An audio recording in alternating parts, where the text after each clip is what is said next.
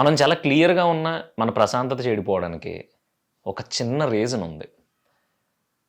ప్రశాంతంగా ఉండడానికి ఏం చేయాలి అనేది ఎక్కడ రాసిపెట్టలేదు.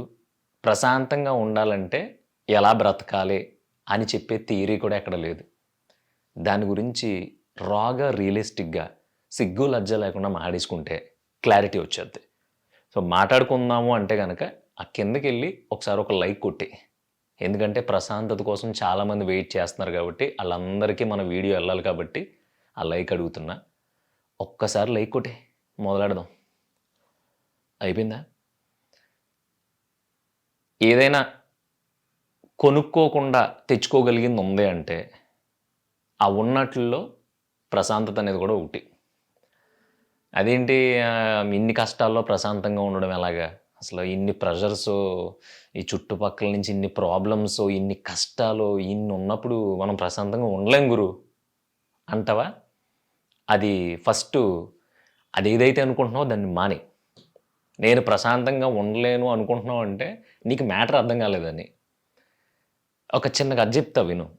కథ అంటే అల్లిన కథ కాదు. నీ కళ్ళెదురుగుండా మీ ఊళ్ళో కనిపిస్తది ఆ కథ. నువ్వు ఇప్పుడు అబ్జర్వ్ చేసినా సరే సాయంత్రం ఎళ్లి. మన ఊళ్ళో డబ్బున్నోడు ఉంటాడు. అదే ఊళ్ళో ఎవరి జోలికి ఎళ్ళకుండా చాలా కుదురుగా బ్రతికేవాడు కూడా ఉంటాడు. ఆ కుదురుగా బ్రతికేవాడు కొంపలో ఒక కష్టం వస్తది. ఆడికి ఒక రూ. 1,00,000 కావాలి. ఈడేంటి, ఇప్పుడు నాకు 1,00,000 కావాలి. నేను ఎవరిని అప్పు అడగలేను. అలా కాదు, మనం దొంగతనాలు, దోపిడీలు చేయలేము. కానీ ఈ 1,00,000 ఇప్పుడు నేను ఎలా పూడ్చుకోవాలే అని చెప్పి ఎవరి దగ్గరి చెయ్యి చాపడం ఇష్టం లేక, లేదంటే ఒక గొప్పోడింటికెళ్ళి చేతులు కట్టుకొని, "ఎలా అండి కొంచెం మాకు బాలేదు. ఇలాగ పరిస్థితి ఒక రూ. 1,00,000 చాలా ఎమర్జెన్సీ. మీరివ్వాలి" అని జెప్పి అక్కడ అడిగితే అసలాడిస్తాడో ఇవ్వడో అనే భయంతో, లేదంటే రూ. 2 వడ్డీకో, రూ. 3 వడ్డీకో ఎంతో కొంత అసలు ఇప్పుడు 1,00,000 కావాలి అని తెగించి తెచ్చుకునే ధైర్యం లేక, అక్కడే కూర్చొని నిద్ర పట్టక, గుండెల మీద చెయ్యేసుకొని గాల్లోకి చూస్తా, తనలో తానే మదన పడిపోతూ ఉంటాడు చూసావా? ఆ మదనానికి కారణం ఆడే. నేను మంచి కుటుంబం. నేనిప్పటిదాకా ఎవడి దగ్గర చెయ్యి చాపకుండా బ్రతికాను. ఇప్పుడు సడెన్‌గా ఈ 1,00,000 నేనెవరినన్నా అడిగితే ఊరంతా ఏమనుకుంటదో? ఇప్పటి వరకు మా తాత ముత్తాతలో, మా తాతలో రాజ్యాలు, గుర్రాలు, గాడిదలు, ఏనుగులు ఈ సంస్థానం నుంచి మొదలుపెట్టి ఇప్పటిదాకా మా వంశంలో ఎవరో కూడా టక్‌మని ఇలా అవసరం వచ్చిన వెంటనే ఒకడి ఇంటి ముందుకెళ్ళి నుంచోలేదు. నా పరిస్థితి ఏంటి ఇలా అయిపోయింది? అసలు ఈ రూ. 1,00,000 ఇప్పుడు నేను ఏంటి కథ? అని జెప్పేసి సతమతం అయిపోతూ ఉంటాడు. మనం మాట్లాడుకున్న చాలా విషయాల్లో ఒకళ్ళ దగ్గర చెయ్యి చాపడం అనేది మనకి కష్టపడి ఓపికుండి, దొంగ నాటకాలు ఆడెళ్లి చెయ్యి చాపావనుకో తప్పు. కానీ నీకు అవసరం ఉంది. ఆ అవసరం తీరకపోతే ప్రాణాల మీదకొస్తదనుకున్నప్పుడు చెయ్యి చాపడంలో తప్పు లేదు. ఎళ్లి చాపాల్సిందే, ఇంకొక ఆప్షన్ లేదు. ఎందుకంటే నువ్వు 1,00,000 జల్సా కోసం ఎళ్లి చెయ్యి చాపట్లే కదా! టీవీ కొనుక్కోవడానికో, ఫ్రిడ్జ్ కొనుక్కోవడానికో, లేదంటే ఐఫోన్ కొనుక్కోవడానికో, ఇంకో దానికో ఎళ్లి అడుక్కున్నావనుకో చాలా చండాలంగా ఉంటది. అది కాదు కదా! ప్రాణం మీదకొచ్చింది. సో, ఈ ప్రాణం మీదకొచ్చినప్పుడు మాది పలానా, పలానా సూర్యవంశరాజుల ఫ్యామిలీ. ఈ 1,00,000 అడిగితే మా వంశం పరువేమైపోను, మన బతుకులింతే అని ఒక వారం రోజులు తన్నేసుకొని గింజేసుకున్నాడు. ఆ 8దో రోజో, 9దో రోజో ఇంక తప్పకెళ్ళి ఒకడిని డబ్బులడుగుతాడు. కట్ చేస్తే ఆడివ్వడు. ఎందుకివ్వడంటే ఆడి దగ్గర ఉండవు. ఇంకొకడిని అడుగుతాడు, ఇంకొకడిని అడుగుతాడు. చివరికి ఆళ్ళందరిని ఒక 10 మందిని అడిగిన తర్వాత 11డో, 12డో "ఒరేయ్ నీ యమ్మ ఈడికి కష్టం వచ్చిందేంట్రా బాబు" అని చెప్పి రూ. 1,00,000 ఇచ్చారు. తెచ్చుకున్నాడు. అవసరం తీరింది. అవసరం తీరిన తర్వాత మళ్ళీ కెలికేసుకోవడం మొదలుపెడతాడు. అసలు ఆ రోజు ఫస్ట్ రోజే పలానా ఆయన దగ్గరికెళ్తే ఇచ్చుండేవాడు. నేను అనవసరంగా ఎక్కువ ఆలోచించి ఎవడికీ తెలియకూడదని పలానోడి దగ్గరికెళ్ళాను. ఆళ్ళేమన్నాడు, ఇంకోడి దగ్గరికెళ్ళి 10 మందిని అడగాల్సొచ్చింది. ఈ 10 మంది ఊరంతా టామ్ టామ్ వేసేసారు. "రేయ్ పలానోడు అడిగితే రూ. 1,00,000 పుట్టలేదంట. ఆడెంత మంచోడైతే ఏముంది చూసావా కర్మ" అంటున్నారు. ఇదేంటి పరిస్థితి ఇలా అయిపోయింది. మళ్ళీ ఇంకొకసారి నా వంశం పరువు తీసేసానని అటు దురద రాపోయినా గోకేసుకుంటూ ఉంటాడు. ఈ మంచి ఫ్యామిలీ, మంచి వంశం, మంచి బ్యాక్‌గ్రౌండు, మంచితనం, మంచి కుటుంబం, దయచేసి ఇలాంటి కొన్ని కొన్ని ఈ కొటేషన్స్ మధ్యలో నలిగిపోయి, అయి ఎలా అంటే మనిషిని నలిపేసే కొన్ని కొన్ని ఉంటాయి. వదిలేయండి దయచేసి. ఇక్కడ మంచి ఫ్యామిలీలు, మంచి వంశాలు, లేదంటే తాత ముత్తాతలో, లేదంటే జమానాలో ఏం లేవు. ఈరోజు హ్యాపీగా బ్రతకగలిగితే బ్రతికాడు. రేపొద్దున్న నడుస్తూ, నడుస్తూ పోయాడురా అంటే పోయాడు. అంతే ఖేల్ ఖతం. ఆ రోజు ఆయన మనశ్శాంతి కోల్పోవడానికి కారణం ఆయనకి అవసరం వచ్చిన ఏదో నా పరిస్థితి ఇలా అయిపోయింది, 1,00,000 అవసరం వచ్చింది అనే దాని నుంచి కాదు. అయ్య బాబోయ్! ఇప్పుడు ఈ 1,00,000 నేను అడిగితే నా పరువేమైపోద్ది అనే దగ్గరే అక్కడ ఆయన ప్రశాంతత మొత్తం కోల్పోయాడు. కొంచెం వెనక్కెళ్ళి నువ్వు ఈ కథ విను. నీకు అర్థమైపోద్ది. అదే ఫస్ట్ రోజు అవసరం వచ్చింది. ఏమ్మా అవసరం వచ్చింది. ఇప్పుడు ఎలాగా త్వరగా ఎళ్లి దీన్ని క్లియర్ చేసేసుకుంటే అయిపోద్ది కదా! అని ఎవడో ఒకడి దగ్గరికెళ్లి ఒకడి దగ్గర కాకపోతే ముగ్గురి దగ్గర 3 30,000 90,000 అవుతాయి. ఇంకొకడు నాలాంటోడు నీలాంటోడు ఇంకో 10,000 ఇస్తాడు. అయిపోయింది. 1,00,000 పూడిపోయింది. అక్కడ ప్రాబ్లమ్ తీరిపోయింది. నెక్స్ట్ ఈ 1,00,000 అప్పు ఎలా తీర్చాలనే దాని మీద పనిలో పడిపోయావనుకో ప్రశాంతంగా ఉంటుంది జీవితం. ఇప్పుడు నేను అడిగితే ఆడేమనుకుంటాడు, ఈడేమనుకుంటాడు, ఆడేమనుకుంటాడు అడగడం మానేయి. ఈట్లన్నిటిని చెప్పడానికి కారణం ఏంటంటే, ఒక చిన్న అవసరం వచ్చినప్పుడు, చిన్న కష్టం వచ్చినప్పుడు, లేదంటే చిన్న ఫెయిల్యూర్ వచ్చినప్పుడు, అది గోల్ కోసం పోరాడే ఫెయిల్యూర్ కాదు. లవ్ ఫెయిల్యూర్‌లు ఎక్కువ కదా మన బతుకులకి. ఆళ్ళకే చెప్తున్నా. ఒక చిన్న ఫెయిల్యూర్ వచ్చినప్పుడు గజగజగజలాడిపోయి, కింద మీద పడి దొర్లేసి, అయ్య బాబు! ఇప్పుడు ఏమైపోద్ది, అలా అయిపోద్ది, ఇలా అయిపోద్ది అని 1,00,000 క్వెషన్స్ నీ మీద నువ్వే యేసేసుకొని, దాని నుంచి ఓవర్ థింక్ చేసేసి, ఇప్పుడు ఈ ₹1,00,000 అవసరం వచ్చినప్పుడు చూసావా? అయ్యో! తీసుకుంటే ఏమైపోద్దని తీసుకోకుండా, ఒక వారం రోజులు ఆడిలో ఆడి కుమిలిపోయి, తర్వాత ఒక 10 మందిని అడిగి, ఆళ్ళ దగ్గర లేదనిపించుకుని, తర్వాత ఎక్కడో దుక్కున అడుక్కుని తెచ్చుకుని, తెచ్చుకున్న తర్వాత అయ్య బాబోయ్! వీళ్ళందరూ ఊరంతా చెప్పేసారు. అసలు ఫస్ట్ సరైనోడి దగ్గరికెళ్లి అడిగేస్తే ఆ రోజుతో అయిపోయేది అని చెప్పి కుమిలిపోయి, ఒక రోజుతో పోయే ప్రాబ్లమ్‌ని దాదాపుగా 2, 3 నెలలు తెచ్చుకున్నాడు చూసావా? ఇంక ఆడికి ప్రశాంతత ఎక్కడుంటది? అందుకే అంటున్నా. ప్రశాంతత అనేది నీ దగ్గరే ఉంటది. అది నువ్వు ఆలోచించే విధానం మీద ఉంటది. ఏదైనా ఒక ప్రాబ్లమ్ వచ్చింది. ఫర్ ఎగ్జాంపుల్ ఏదో బెట్టింగ్ ఏసావు. ఒక 50,000 1,00,000 పోగొట్టావు. అప్పటికి నీకు స్పృహ వచ్చేయాలి. మన బతుకే సంవత్సరానికి 2,00,000 సంపాదిస్తాం. బాగా కష్టపడితే. అలాంటిది నేను 1,00,000 పోగొట్టానంటే ఇంక ఇది మనకి వర్కౌట్ అవ్వదు. ఇదే పందాలో ముందుకెళ్తే ఇంకో 2,00,000 పోతే నా పరిస్థితి ఏంటి అనేది నువ్వు ఇమాజిన్ చేసుకొని అక్కడ ఆగిపోయి, ఆ 1,00,000నే కాళ్ళు పట్టుకుంటావా? లేదంటే పేడ పిసుక్కుంటావా? లేదంటే పాకీ పని జేస్తావా? ఏదో ఒకటి చేసి ఆ 1,00,000 అప్పు తీర్చేసుకొని, అన్నీ మూసుకొని ఈసారి సక్కగా బతకాలి. అర్థమవుతుందా నేను జెప్పేది? లేదు, ఏదో ఒక లవ్ ఫెయిల్యూర్ అయింది. సరే, ఇప్పుడు అందరికీ అనుకున్నట్టే జరిగిపోయేలా ఉంటే, ఈ కష్టాలు, ఈ తొక్క తోటకూర ఉండవని నీకు తెలుసు కదా! సైలెంట్‌గా కూర్చో. ఏదో ఒకటి జరుగుతది. అయిపోయింది. బ్రేకప్ అయిపోయింది. అది నిన్ను వదిలేసిందా? నువ్వు దాన్ని వదిలేసావా? లేదంటే పెంట జరిగింది. ఇదంతా పక్కన సైలెంట్‌గా ఉండు. ఎలా జరగాలన్నది అలా జరుగుద్ది. ఎందుకంటే నీ సైడ్ నుంచి నువ్వు క్లారిటీగా ఉన్నావు. అలాగే అవతల సైడ్ నుంచి కూడా నా సైడ్ నుంచి నేను క్లారిటీగా ఉన్నాను అనే కాన్ఫిడెన్సే ఉంటది. ఎందుకంటే ఇక్కడ ఎవడో నేనే తగ్గాలా? నేనే పెరగాలా? ఇలాంటి కాలిక్యులేషన్‌లో కొట్టుకుంటూనే ఉంటారు కాబట్టి. కొన్ని రోజులు సైలెంట్‌గా ఉన్నావనుకో, ఎలా జరిగేది అలా జరుగుద్ది. అసలు దాని గురించి ఆలోచించడమే మానేసి, ఫస్టు మన కొంపలో 3 పూటలా ఎళ్తుందా లేదా అది జూసుకున్నాం అనుకో, ఈ ఆలోచన పోతది. తర్వాత నెమ్మదిగా ముందుకెళ్తా ఉంటే, అని మనం ఎంత స్ట్రాంగ్‌గా నమ్ముతున్నామో దాన్ని బట్టి మనకన్నీ వస్తాయి. ఇలా కాకుండా ఏదన్నా ఒక చిన్నది జరిగిన వెంటనే దానికి ఓవర్ రియాక్ట్ అయిపోయి, భయంకరంగా ఆలోచించేసి, అది ఒక రోజులో సాల్వ్ అయిపోయేది కాకపోయినా సరే, దానికి కొంత టైం ఇవ్వాలన్నప్పుడు టైం ఇవ్వాలి. నువ్వు ఓ తప్పు చేసావు. కోర్ట్‌కెళ్ళింది గొడవ. కోర్ట్‌కెళ్ళినప్పుడు ఏమవుద్ది? పలానా, పలానా తేదీన అక్కడ వాయిదా ఉంది. రండి. అక్కడికొచ్చిన తర్వాత జడ్జి తీర్పునిస్తాడు అని జెప్తారు. ఈ వా 10 రోజులు గ్యాప్ ఉంది నీకు కోర్ట్‌కెళ్ళడానికి. ఈ 10 రోజుల్లో నువ్వు కూర్చొని ఇలా జరగకుండా ఉండుంటే బావుండేది. ఇలా ఎందుకు జరిగింది? అసలు రేపొద్దున జడ్జి ఏం ఆలోచిస్తున్నాడు? అసలు జడ్జి ఎలాంటి తీర్పిస్తాడు? నేనన్నీ కరెక్ట్‌గానే సబ్మిట్ చేశానా లేదా? అవతలోడు ఎవడినన్నా కొనేసాడా? లేదంటే ఏమైపోతది? ఇప్పుడు అసలు 13వ తారీఖున మన పరిస్థితి ఏంటి? అని జెప్పేసి ఈలోపు నువ్వు నిద్రాహారాలు లేకుండా ఆలోచించిన మాత్రాన నువ్వేదైతే అనుకుంటున్నావో అది జడ్జి చెప్పడు. లేదంటే నువ్వు ఇలా అవ్వకుండా ఉండుంటే బావుండేది అనే సిట్యుయేషను లైఫ్‌లో వెనక్కెళ్ళిపోయి సరిదిద్దుకోవాల్సింది రానే రాదు. అందుకని ఈ 13 రోజులు అన్నీ మూసుకొని శుభ్రంగా తినేసి, శుభ్రంగా తిరిగి పడుకున్నావనుకో, నిజంగా నీ పక్కన న్యాయం ఉందనుకో, న్యాయం వస్తది. లేదు నీ కర్మ కాలిపోయి అవతలోడు ఎవడన్నా కొనేసాడనుకో, నీకు వ్యతిరేకంగా వస్తది. ఇది నువ్వు గింజుకున్నా జరుగుతది, గింజుకోకపోయినా జరుగుద్ది. అది నేను చెప్తున్నా.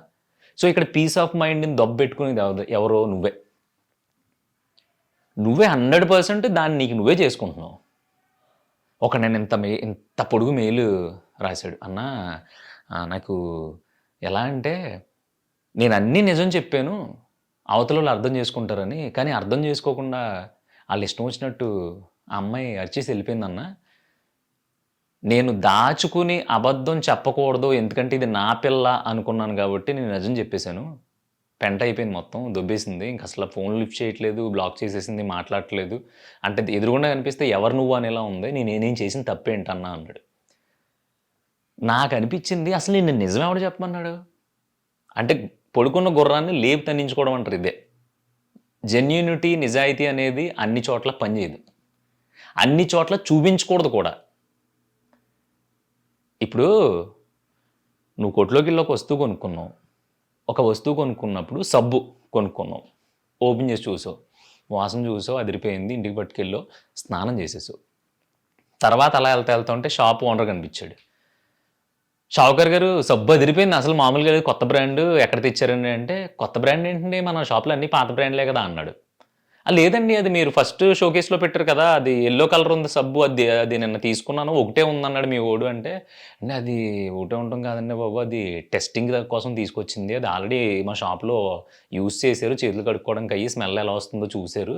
దాన్ని మళ్ళీ రిటర్న్ పంపించేద్దాం డబ్బులు బొక్క ఎందుకని పెట్టెలో పెట్టేసి అక్కడ పెట్టాను. మీరు తీసుకెళ్ళి స్నానం చేసేసారా బాబు ఏమనుకోకుండా అన్నాడు. అప్పుడు నీ రియాక్షన్ ఎలా ఉంటది? నాటకాలు ఆడుతున్నావు. నువ్వు వాడేసిన సోపు షాప్‌లో ఎలా పడతావు? అటు అసలు నీ సంగతేంటో తెలుత్తాను అది ఇది అని ఆడి మీద ఎక్కేస్తావు కదా! లైఫ్ కూడా అంతే.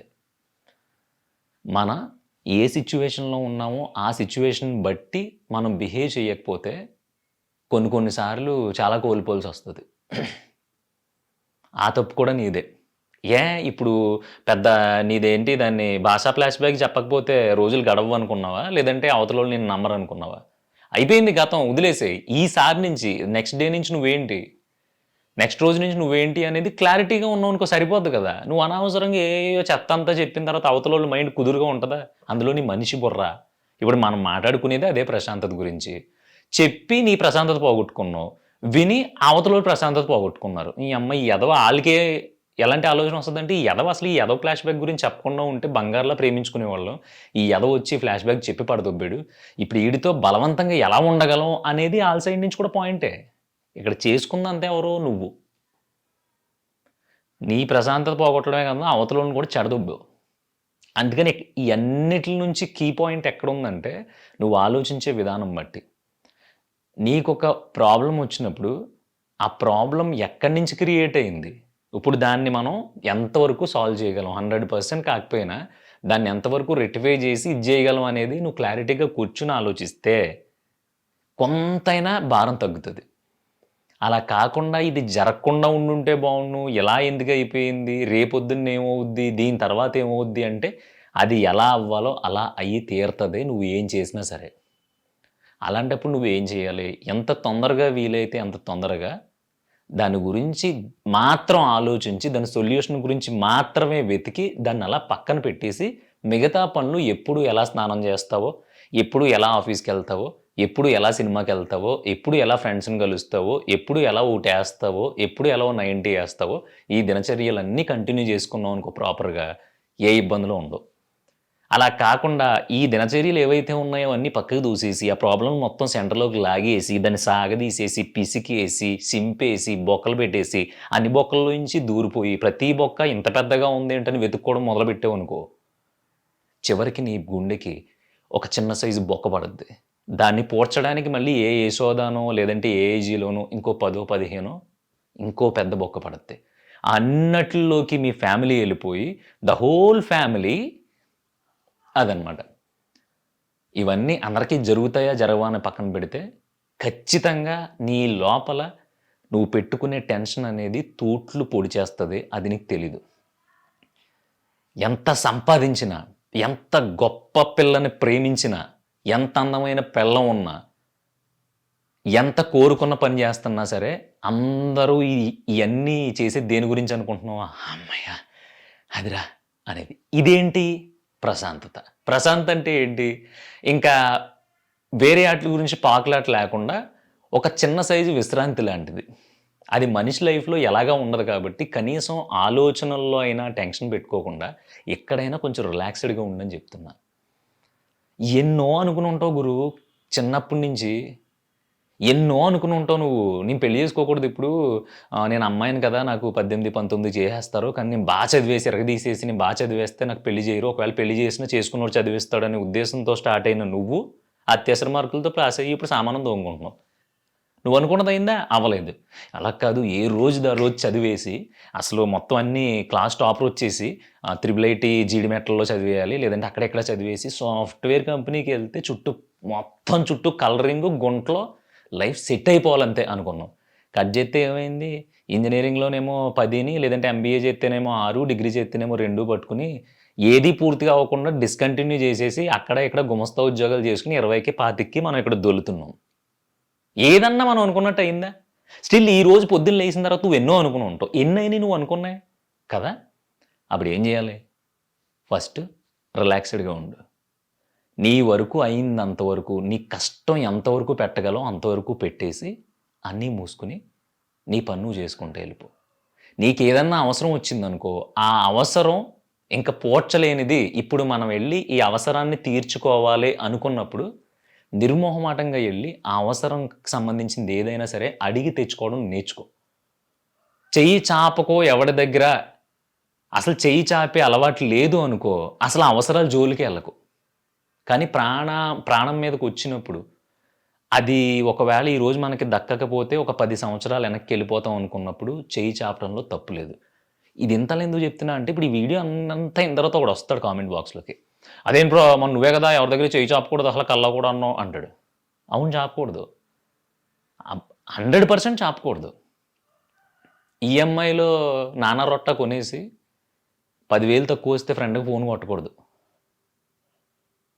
అనవసరమే అన్నీ మీదేసుకొని, ఎవడో దగ్గరికెళ్ళి నాకు అనవసరంగా తెలియక దాంట్లో దూరేసానండి. నాకు కొంచెం సాయం చేయండి అని ఎవడి దగ్గర చెయ్యి చాపకూడదు.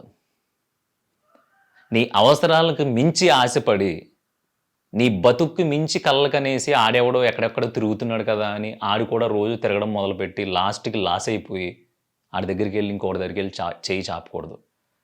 కానీ మన ప్రాణాల మీదకొచ్చినప్పుడు, మన కుటుంబానికి అత్యవసరం వచ్చినప్పుడు, మనకంటూ ఒకడుండి సాయం చేస్తాడని తెలిసినా, తెలియకపోయినా ఒక 10 మంది దగ్గర అడుక్కోవడంలో తప్పు లేదు. ఏం చేస్తావు ఇప్పుడు అడుక్కోకుండా? ఒక ఈఎంఐ గురించి ఫ్రెండ్ "అరే! ఈ క్రెడిట్ కార్డ్ కట్టాలిరా ఒక 10,000 ఉంటే కొట్టు రొటేట్ చేసి పంపేస్తానని" రొటేషన్ చేసి ఆడికి పంపేసావు కదా! అప్పుడు లేని సిగ్గు ఇప్పుడెందుకు? నేననేది అలాంటి చోట అడక్కు. పలానా ఆ రోజు నువ్వు ఐఫోన్ కాకుండా నార్మల్ ఆండ్రాయిడ్ ఫోన్ కొనుక్కునుంటే, ఐఫోన్ తక్కువలో తక్కువ 60,000. 20,000 పెట్టి నువ్వు ఆండ్రాయిడ్ ఫోన్ కొనుక్కునుంటే నీకు 40,000 మిగిలేయి. ఆ ఫ్రెండ్ గాడికి ఫోన్ కొట్టకుండా ఉండేవాడివి. రేపొద్దున్న రోజు నీకు నిజంగా అవసరం వచ్చినప్పుడు ఫోన్ కొడితే ఆడు రియాక్ట్ అయ్యేవాడు. కానీ ఇప్పుడు ఈఎంఐ రొటేట్ చేయడానికి ఆడికే కొడతావు. లేదంటే ఇంట్లో ఏమన్నా ఒక 50,000 పంపించాల్సున్నప్పుడు ఇంకొకడికి కొడతావు. లేదంటే సంక్రాంతి వచ్చిందంటే "ఒరేయ్! ఒక రూ. 1,00,000 ఉంటే ఎవరా సంక్రాంతికి ఇత్తనని" ఇంకొకడిని అడుగుతావు. ఇంతమందిని అనవసరాలకి అడుక్కున్న తర్వాత అవసరం వచ్చినప్పుడు మనకెవడు సాయం చేస్తాడు? మన గొప్పతనం ఏముంటదిరా ఈడెప్పుడు ఎవడిని అడగడు. అడిగాడంటే ఏదో అవసరం ఉంటదిరా అని టక్కుమని ఇచ్చేంత స్కోప్ నువ్వెక్కడిచ్చావు జనానికి? ఎక్కడ ఇవ్వలేదు కదా! అది నేను జెప్పేది. నేను ఏది చెప్పినా అది నేను ఎక్స్‌పీరియన్స్ చేసి, అలాంటిది నువ్వు ఎక్స్‌పీరియన్స్ చేయకూడదు మళ్ళీ బెటర్‌గా ఉండాలని నీతో నేను ఎప్పుడూ మాట్లాడుతా ఉంటాను. దానికి నువ్వు వంకరలో, దారాలో అయ్యి లాగావనుకో హ్యాపీగా లాక్కో బోలెడంత వత్తది తాళ్ళు లాక్కునే కొద్దీ. అందుకని దయచేసి ప్రశాంతత అనేది మన దగ్గరే ఉంటది. మనం దాన్ని ఎంతవరకు హార్ట్‌కి తీసుకోవాలి. ఎంతవరకు బుర్ర దగ్గరే సాల్వ్ చేయాలనేది నీకు తెలిసిపోతది. నేనేం చెప్పక్కర్లేదు. నువ్వు నాకన్నా తెలివైనోడివి. అమ్మాయిలైనా, అబ్బాయిలైనా చెప్తున్నా. అలా కాకుండా అదే విషయాన్ని పట్టుకొని వేలాడుతూ ఉంటే మాత్రం వయసయిపోద్ది, టైం అయిపోద్ది, ఆరోగ్యం కూడా అయిపోద్ది. అన్నీ అయిపోయిన తర్వాత ఇంకేముంటది? పడుకో అన్నట్టుంటది. దయచేసి ఎవడు ఎంత సంపాదించినా సరే చివరన ఒక ప్రశాంతత లేదంటే దాన్నేమంటారు? ఒక సాటిస్ఫాక్షన్ ఈ పాయింట్లుంటాయి కదా!